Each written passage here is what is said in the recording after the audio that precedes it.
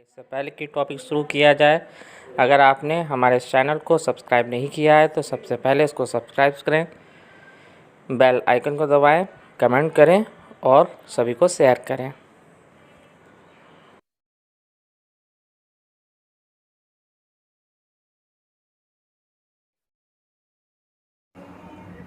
Hello students, आज का जो टॉपिक है वो है कॉटन लीफ रोलर। इसको हम पत्ती मोड़ सूढ़ी या बनकी सूढ़ी के नाम से भी जानते हैं। सबसे पहले हम देखते हैं इसका classification. Phylum Arthropoda, class Insecta, order Lepidoptera, family Pyralididae, genus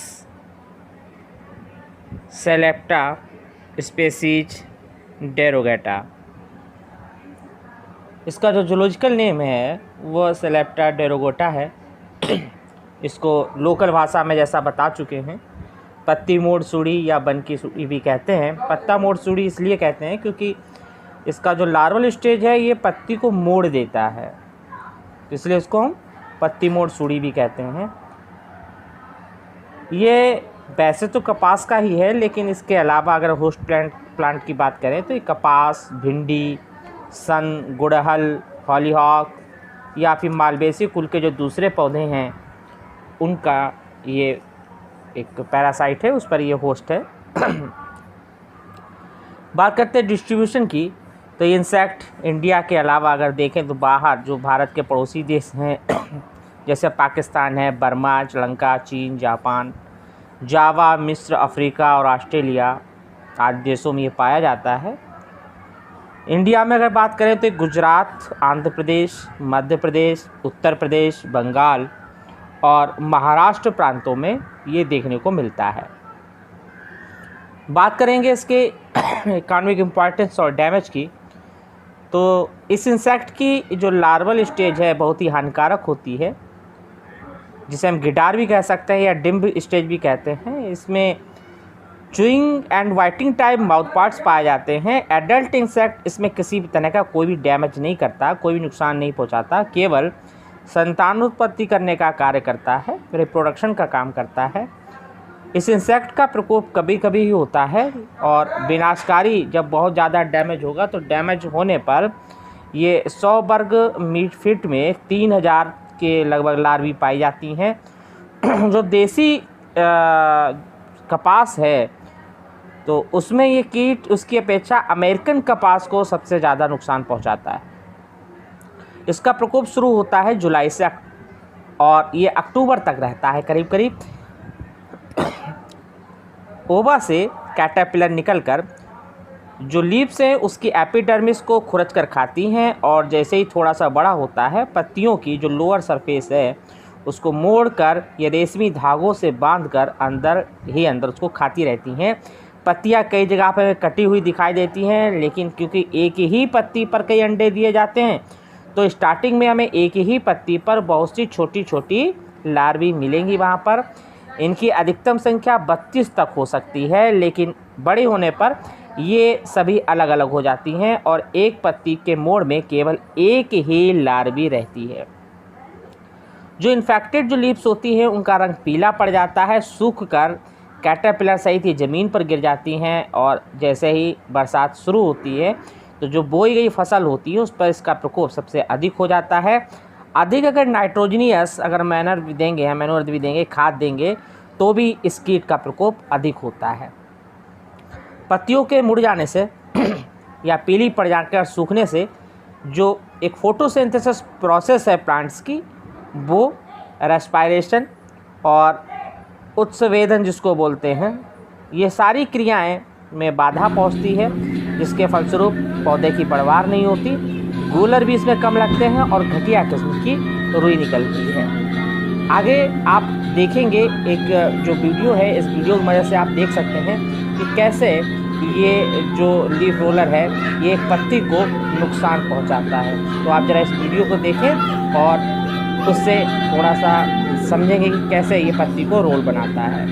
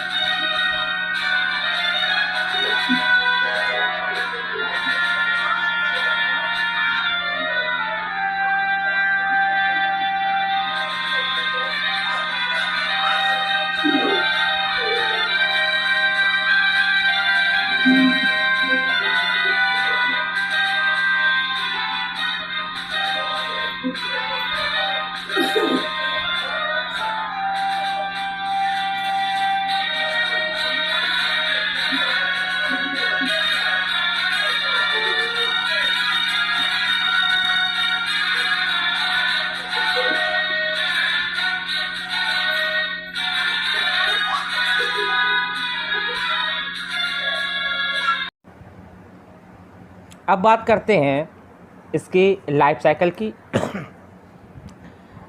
इसकी लाइफ साइकिल में हमें 4 अवस्थाएं देखने को मिलती हैं: एग, कैटरपिलर या लार्वा, प्यूपा एंड एडल्ट। बात करते हैं इसके ओवा की या एग की। एडल्ट जो फीमेल है शाम के समय या रात्रि में पत्तियों की जो लोअर सरफेस होती है उस पर एक एक करके अंडे देती है। प्रत्येक अंडा सफ़ेद, चपटा और अंडाकार होता है। एक फीमेल अपने पूरी लाइफ में 250 से लेकर 300 अंडे देती है। एडल्ट जो फीमेल होती है वो कपास के बोते ही अप्रैल से अंडे देना स्टार्ट करती है और अक्टूबर के महीने तक ये अंडे दिए जाते हैं। अंडे देने का जो समय होता है वो 2 से 3 दिन का होता है। इसके बाद जो अगली स्टेज है वो स्टेज है लार्वी की। अंडों से निकलने के बाद की जो लार्वी हैं वो पत्ती की निचली सतह की एपिडर्मिस को खुरच कर खाना शुरू कर देती हैं। जैसे अभी आपने वीडियो में देखा उसी तरह से बाद में पत्ती को मोड़कर अपने शरीर के चारों ओर लपेट लेती हैं। इनके कांटे और चबाने वाले माउथ पार्ट्स इसके अंदर होते हैं। इसका रंग हरा, सिर गहरा भूरा और थोरेक्स में एक ब्राउन कलर का निशान होता है। वेल डेवलप्ड जो लार्वी है वो करीब 2.5 सेंटीमीटर लंबी होती है और 4 बार मोल्टिंग करने के बाद ये प्यूपा में बदल जाती है। बात करते हैं प्यूपा की, तो लार्वी मुड़ी हुई पत्तियों के अंदर या गिरी हुई सूखी पत्तियों के बीच में प्यूपा में बदल जाती है। प्यूपा में बदलने से पहले ये सिकुड़कर मोटी हो जाती है और इसके ऊपर अगर हम देखेंगे तो कोई भी कवरिंग नहीं होगी। प्यूपा का कलर होता है डार्क रेड ब्राउन और इसकी लंबाई होती है लगभग 9.2 सेंटीमीटर। प्यूपल स्टेज है 6 से 12 दिन की और इसके बाद इससे एडल्ट बाहर निकलता है। ये जो एडल्ट होता है ये हल्का सा पीलापन लिए हुए सफ़ेद, लंबाई 1.2 सेंटीमीटर और अगर अपने पंखों को फैला दे तो पंख विस्तार सहित इसकी लंबाई हो जाती है लगभग 2.5 सेंटीमीटर, मतलब 2.5 सेंटीमीटर की हो जाती है। शरीर पर 2 जोड़ी सफ़ेद पंख होते हैं जिनके ऊपर बादामी रंग की लहरदार, तिरछी और टेढ़ी मेढ़ी हमें धारियाँ देखने को मिलती हैं। एडल्ट इंसेक्ट का जो माउथ पार्ट्स होता है वो साइफन टाइप का होता है।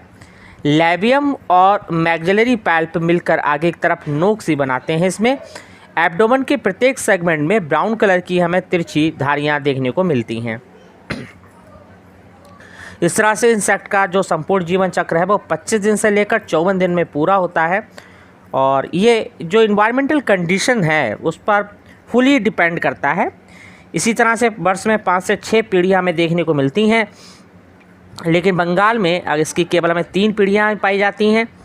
जाड़े के मौसम में इस इंसेक्ट की जो वेल डेवलप्ड जो लार्वी है वो हाइबरनेशन स्टेज दिखाती है, शीत निष्क्रियता प्रदर्शित करती है। बात करते हैं इसके कंट्रोल की कि कैसे इस पर कंट्रोल किया जाए। तो देखिए, सबसे पहला जो काम करना है वो ये करना है कि कपास की बुआई करने से पहले खेत को मिट्टी पलटने वाले हल से गहरा जोतना चाहिए, जिससे हाइबरनेशन में पड़ी हुई जो सुड़ियाँ हैं उनको नष्ट किया जा सके। दूसरा जो काम कर सकते हैं वो ये कि अपने खेतों का निरीक्षण करें, मुड़ी हुई पत्तियों को कलेक्ट करें और उनको नष्ट कर दें। जो तीसरा काम किया जा सकता है वो ये है कि कीट अवरोधी जो जातियाँ होती हैं उनको ही बोना चाहिए, जिसमें से एक है 10F। नेक्स्ट पॉइंट जो हम कर सकते हैं वो ये कि खेतों में नाइट्रोजन युक्त जो खाद है उसका अधिक मात्रा में प्रयोग ना करें, क्योंकि उस पर ये ज़्यादा अटैक करता है। खड़ी फसलों में कार्बारिल 10% या 5% फेनिट्रोथियान डस्ट का 20 किलोग्राम पर हेक्टेयर की दर से अगर हम बुरकाव कर दें, डस्टिंग कर दें तो भी लाभ मिलता है।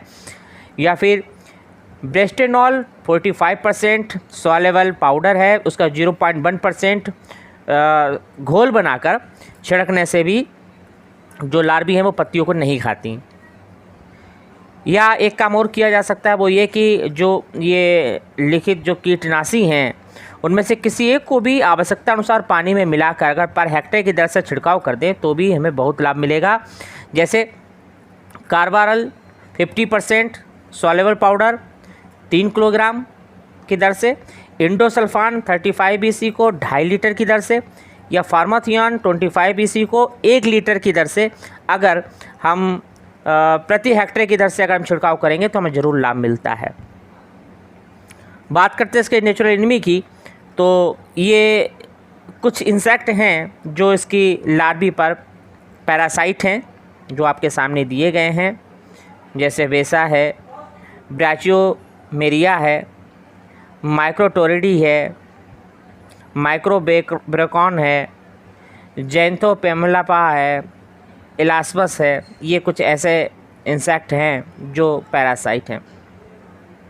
तो आज के लिए बस स्टूडेंट्स इतना ही, बाकी जल्दी एक नया टॉपिक लेकर फिर मिलेंगे। तब तक के लिए बहुत बहुत धन्यवाद आपका जो आपने इसको सुना।